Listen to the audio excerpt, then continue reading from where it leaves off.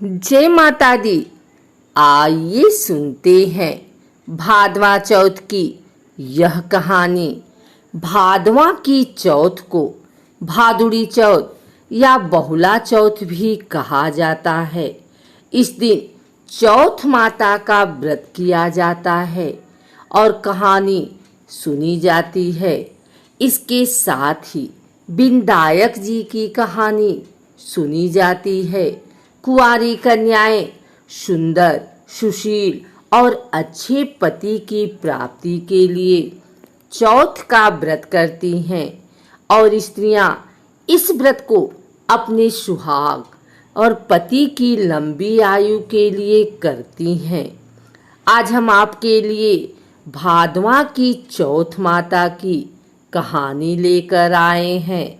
आप इन दोनों में से कोई भी भादवा चौथ की कथा जो आपको पसंद आए चौथ के व्रत के दिन सुन सकते हैं। आइए सुनते हैं भादुड़ी चौथ व्रत कथा। भादवा की चौथ माता की कहानी में एक बुढ़िया माई के ग्वालिया बछालिया नाम का बेटा था। बुढ़िया माई अपने बेटे के लिए 12 महीने की चारों चौथ करती थी। बेटा लकड़ी लेकर आता था और दोनों माँ बेटा उनको बेचकर गुजारा करते थे।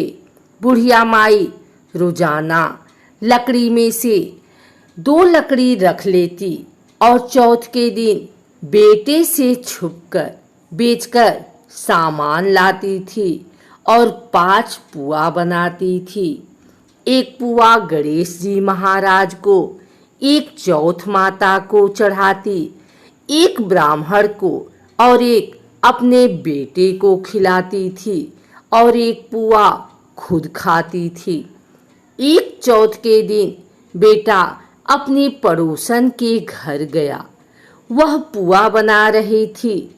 जब उसने पूछा कि आज क्या है जो पुए बना रखे हैं, तब वह बोली, मैंने तो आज ही बनाए हैं, पर तेरी माँ तो चारों चौथ को पुए बनाती है। उसने जाकर माँ से पूछा, माँ तू रोज पुए बनाती है, मैं इतनी मेहनत से कमाता हूँ। बुढ़िया माई बोली, मैं तो चौथ माता का व्रत करती हूँ। वह बोला कि तू मुझे रख ले या तो चौथ माता को ही रख ले। बुढ़िया माई बोली, मैं तो तेरे लिए ही चौथ का व्रत करती हूँ, इसलिए मैं तुझे छोड़ सकती हूँ, पर चौथ माता को नहीं। जब बेटा घर से जाने लगा तो बुढ़िया माई बोली, तू जा रहा है तो मेरे हाथ में से यह आखा लेते जा, जहाँ संकट आए वहाँ ही पूर देना। बेटे ने सोचा बात झूठी है, पर ले चलने में क्या बुराई है। वह चलने लगा और थोड़ी दूर पहुंचा ही था कि उसने देखा कि खून की नदी बह रही थी। कहीं से भी रास्ता नहीं मिला तो आखा पूर कर बोला कि चौथ माता, अगर तू सच्ची है तो रास्ता हो जाए। ऐसा कहते ही झट से रास्ता मिल गया। आगे गया तो घनघोर अंधेरा उजाड़ फैला हुआ था। उसने मन में सोचा कि मुझे शेर खा जाएंगे, इसलिए वह आखा पूर कर बोला, चौथ माता मुझे रास्ता मिल जाए। और तब जल्दी से रास्ता मिल गया। वह आगे चला गया। जाते जाते एक राजा की नगरी में पहुंचा। वहां का राजा रोजाना एक आदमी की बलि देता था। वह एक बुढ़िया माई के पास गया। वह बुढ़िया माई रोती जा रही थी और पुए बना रही थी। लड़के ने बुढ़िया माई से पूछा कि बुढ़िया माई क्यों रो रही हो?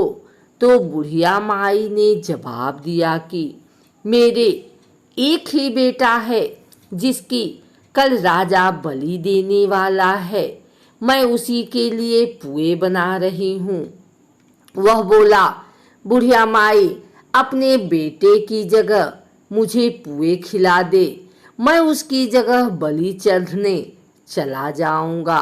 बुढ़िया माई ने कहा कि मैं दूसरे के पुत्र को कैसे भेज सकती हूँ, लेकिन वह नहीं माना। तो बुढ़िया माई ने उसको पुए खिला दिए।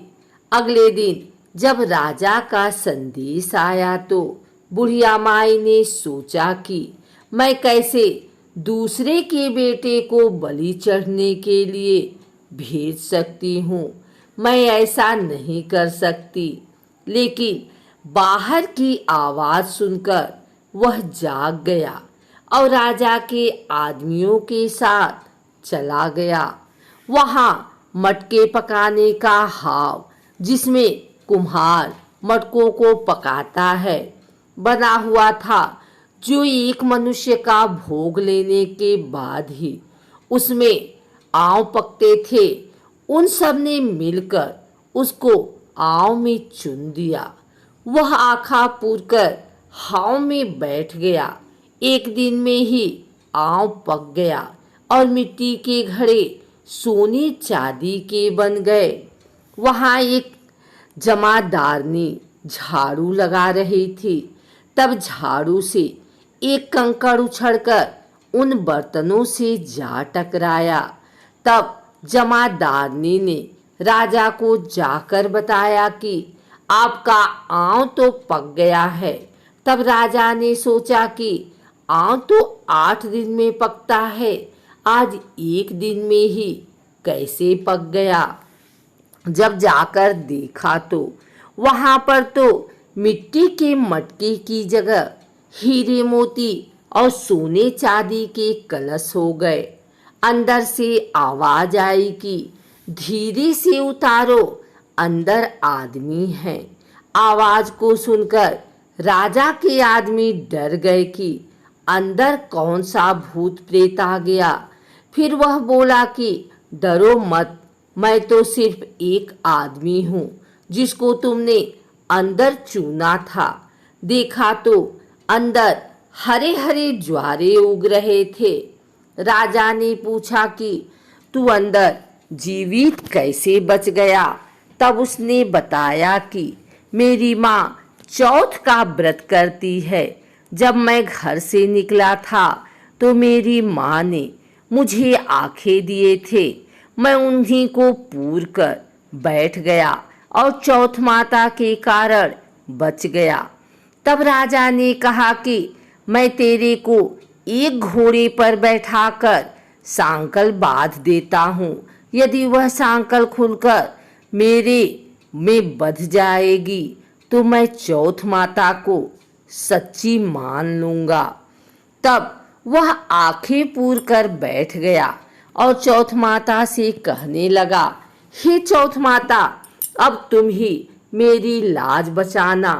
तब साकर खुलकर राजा को बंध गए। राजा ने अपनी बेटी की शादी उस लड़के से कर दी और बहुत सा धन दौलत देकर विदा किया। पड़ोसन बोली कि माई, तेरे बेटे बहू आए हैं। जब छत पर चढ़कर देखा तो सच में बैठे बहू आ रहे हैं। हे चौथ माता, जैसे आपने बुढ़िया और उसके बेटे पर कृपा बनाई, वैसे सभी पर कृपा बनाना। भादवा की चौथ माता की कहानी कहने वाले को, कहानी सुनने वाले को, हुंकारा भरने वाले को और पूरे परिवार पर अपनी कृपा बनाने वाले पर। यह थी भादवा चौथ की कहानी। एक और कथा के अनुसार पुराने समय की बात है। एक ब्राह्मण था जिसके घर एक बेटा और बहू थे। बेटा और पिता कुछ कमाते तो थे नहीं। जो बहू के साथ आया हुआ दहेज का धन था उसी से अपना काम चलाते थे। जब भी बहू बाहर कचरा डालने जाती थी तब उसके पास वाली पड़ोसन उससे पूछती थी कि बहू आज खाने में क्या खा कर आई हो। तब वह बोलती थी कि मैं तो बासी और ठंडी रोटी खाकर आई हूँ। एक दिन साहूकार के बेटे ने यह बात सुन ली। वह वहां से चला गया और अपनी माँ के पास जाकर बोला कि माँ, तू तो अपने बहू को रोज गर्म खाना खिलाती है और वह फिर भी बाहर जाकर यह बोलती है कि मैं तो बासी रोटी खाकर आई हूँ। तब माँ ने कहा कि बेटा, मैं तो चारों थालियों में बराबर गर्म खाना परोसती हूँ। यदि तुम्हें यकीन नहीं है तो तुम खुद खाकर देख लेना। वह अगले दिन तबीयत खराब होने का बहाना बनाकर कंबल ओढ़कर लेट गया।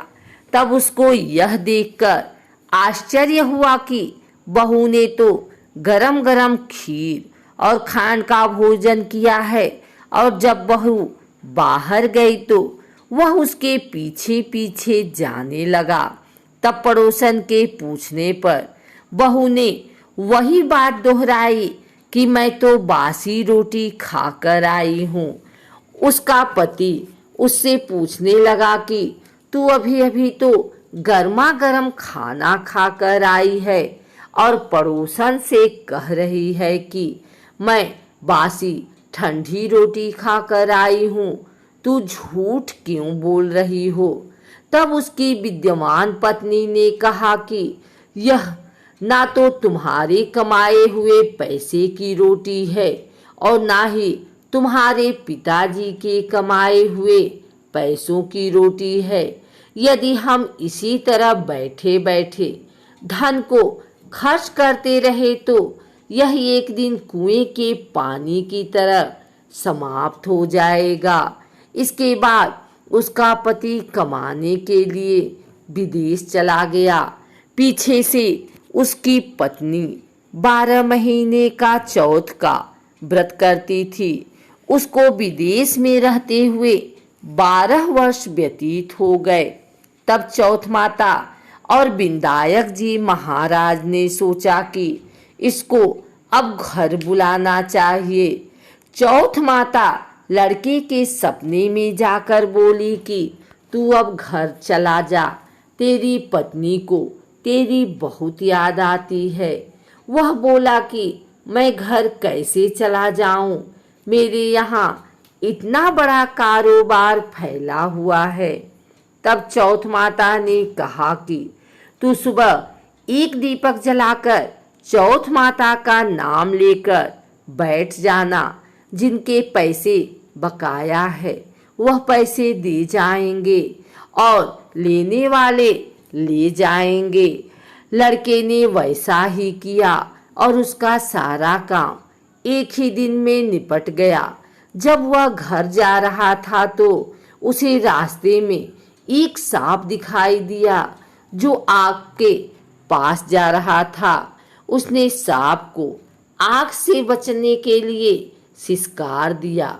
ऐसा करने से नागराज क्रोधित हो उठे और कहा कि पापी, मैं तो इस नाग योनि से मुक्ति के लिए जा रहा था और तूने मुझे सिसकार दिया।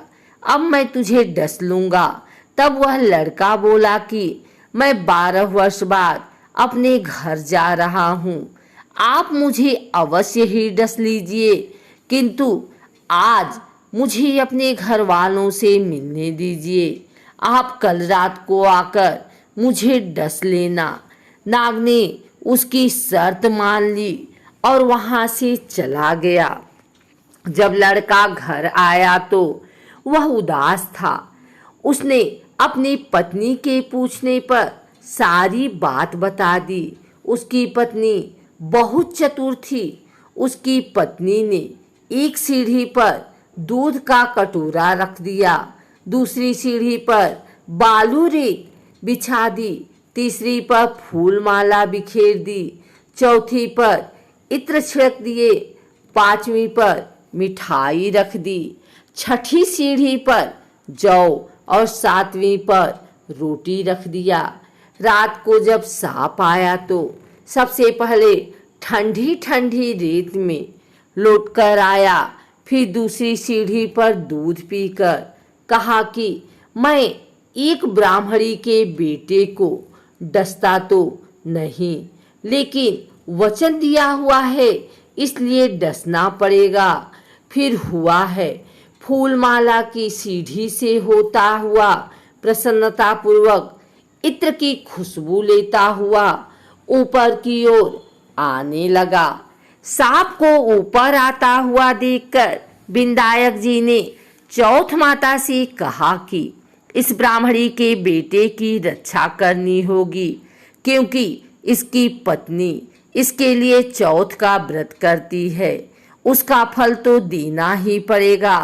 तब विनायक जी ने सीढ़ी पर रखे हुए आँखों से सेल सुई बनाए और चौथ माता ने रोटी की ढाल बनाई और सांप के आगे लगा दी।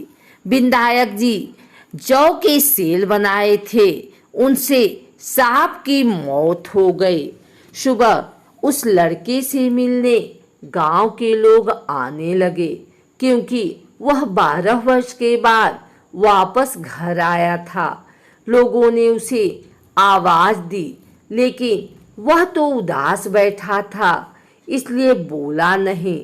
जब उन्होंने देखा कि सीढ़ियों पर तो खून पड़ा हुआ है, तो वे चिल्लाने, रोने, चीखने लगे, ब्राह्मण आज तो तेरा बेटा मर गया।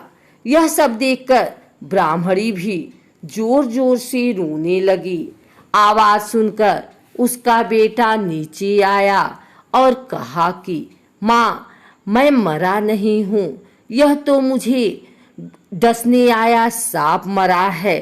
यह सब देखकर उसकी पत्नी भी प्रसन्न हो गई कि मेरे पति के प्राण बच गए। उसने चौथ माता को धन्यवाद किया और कहा कि ये चौथ माता मेरे व्रत करने का फल दिया है।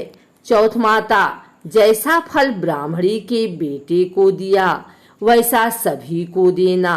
कहानी करने वाले को, कहानी सुनने वाले को, हुंकारे देने वाले को और पूरे परिवार को देना। यह थी भादवा की चौथ माता की कहानी। हम आशा करते हैं कि आपको भादवा की चौथ माता की कहानी पसंद आई होगी। धन्यवाद।